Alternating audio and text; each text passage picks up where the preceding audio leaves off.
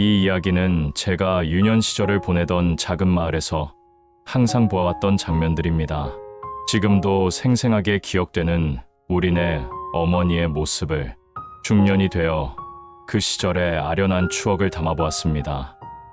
노모의 기도.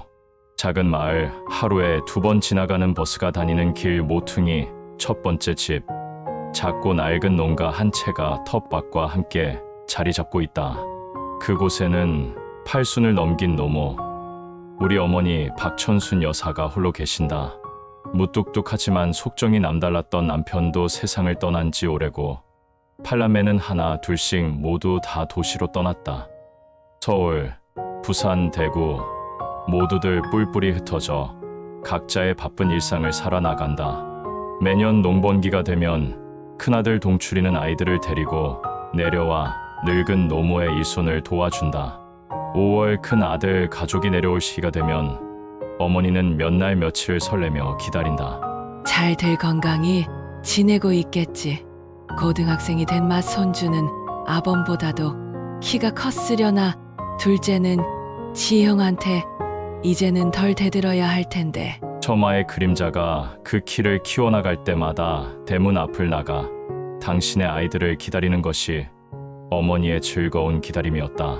조용한 산골의 정막을 미세하게 깨는 차 소리가 들리고 마침내 먼지가 이는 울퉁불퉁한 흙길을 헤치며 차 한 대가 어머니의 시야에 들어오고 있었다.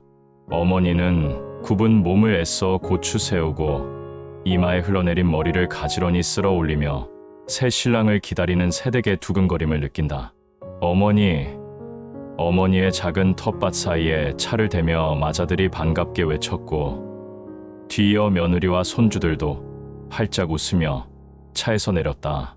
할머니, 오냐 오냐. 늙은 노모는 어느덧 툴쩍 커버린 손주들을 품에 꼭 안았다. 거칠고 볼품 없어진 손으로 아이들의 머리를 쓰다듬으며 연신 아이들의 얼굴에 당신의 볼을 비빈다. 너무나 그리워. 아들이 보내준 사진으로 그리움을 대신했는데 다시 이렇게 볼 수 있구나. 며느리가 준비해온 반찬들을 내리고 아들은 트렁크를 열어 가져온 선물 꾸러미들을 꺼낸다. 어머니, 홍삼이랑 영양제예요. 아이고, 돈도 없는데 이런 비싼 걸 사왔냐. 고생하는 아범이 먹어야지. 어머니는 1년 만에 보는 며느리의 손을 잡으며 괜스레 눈시울을 붉힌다. 그날부터 온 가족은 바쁘게 움직였다. 논에서는 벼가 무르익어 고개를 숙였고 밭에는 늙은 노모가 미처 캐내지 못한 감자가 여기저기 잡초와 함께 있었다. 아들과 며느리는 아침부터 저녁까지 밭에서 일을 했고 한순간 커버린 손주들도 손을 보태며 할머니의 밀린 일들을 도왔다. 할머니, 옥수수 익었어요? 그럼 우리 강아지들 먹으라고 오늘 아침에 쪄놨지. 어머니는 하얀 면포에 겹겹이 쌓아놓은 김이 모락모락 나는 옥수수를 꺼내왔다. 손주들은 서로 먹겠다고 달려들었고 어머니는 그런 모습을 흐뭇하게 바라보았다. 같이 있으니 참 좋구나. 그러나 즐거운 시간은 언제나 빠른 법이었다. 일주일이 금세 흘렀다. 이제는 다시 헤어져 다음을 기약할 시간. 어머니는 다시 다가온 자식들과의 헤어짐의 준비를 애써 담담히 두 눈에 담는다. 할머니의 그런 아쉬움을 아는 듯 두 아이들도 괜시리 할머니의 마당만을 왔다 갔다 한다. 어머니는 며칠 전부터 준비한 아들이 좋아하는 장아찌, 호들빼기를 감자 푸대와 함께 대문 앞 차 앞에 놓는다. 어머니, 힘들게 뭐 일이 많이. 아들은 속상한 마음과 함께 고마움의 마음을 애써 숨긴다. 트렁크 꽉 찼어요. 어머니는 아들의 마음을 알면서도 아들의 타박에 섭섭함을 삼킨다. 엄마가 해줄 수 있는 게 이것밖에 없구나. 아들은 어머니의 마음을 알기에 더 이상 말리지 못한다. 이제는 정말 헤어져야 할 시간. 어머니는 당신의 자손들을 한 명씩 꼭 끌어안는다. 손주들의 볼에 당신의 거친 뺨을 비비며 그 온기를 조금이나마 더 느끼려 애쓴다. 다음에 또 올게요, 할머니. 그래, 다 조심하고 싸우지 말고 엄마 아빠 말 잘 듣고.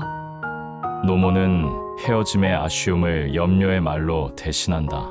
차 시동이 걸리고 가족들은 창문을 내리고 손을 흔든다. 어여 가라, 차 막힌다. 팔순 노모는 손사래로 배웅을 못내 재촉한다. 이윽고 차가 서서히 출발하고 흙길을 따라 점점 멀어져 간다. 자손들이 떠나고 흙먼지만이 남아있는 집 앞에서 어머니는 두 손을 모아 기원한다.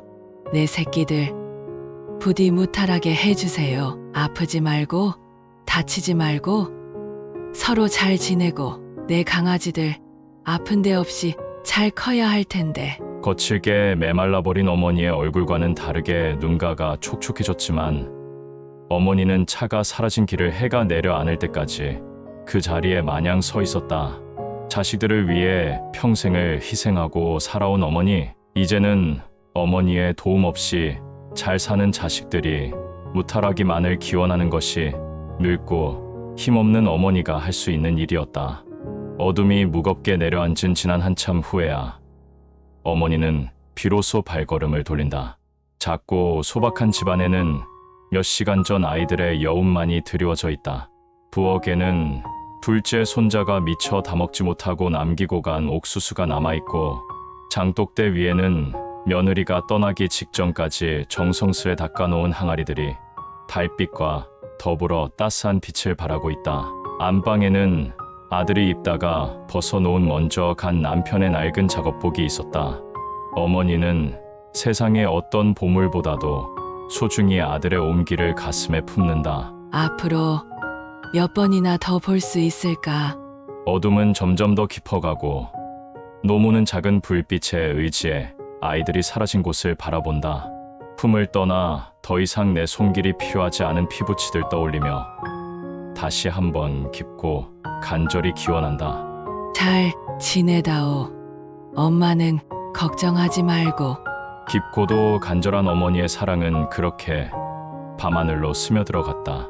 자식이 몇 살이 되든 부모의 마음은 언제나 같다.